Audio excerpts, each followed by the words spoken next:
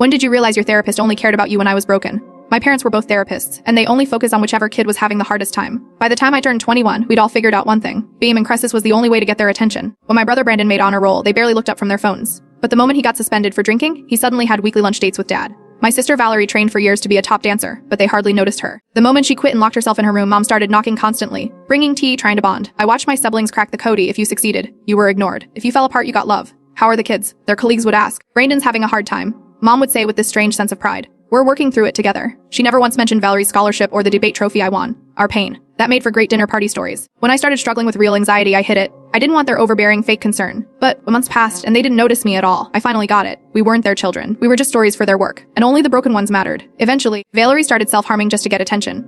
Brandon dropped out of college to get Dad to call him back. That's when I knew something had to change. I started secretly recording our family dinners, how they zeroed in on whoever was suffering and ignored the rest of us. How they lit up when someone shared a crisis.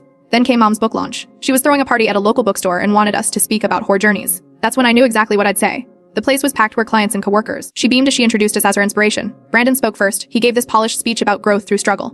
Valerie talked about how hitting rock bottom changed her life. Then it was my turn. My story's a little different, I said. It's about having parents who only see you when you're drowning. The room got awkwardly quiet. I went on. Brandon started drinking because it was the only way Dad would spend time with him. Valerie hurt herself just to get Mom to knock on her door. Then I pulled out my phone and played a clip from last week's dinner.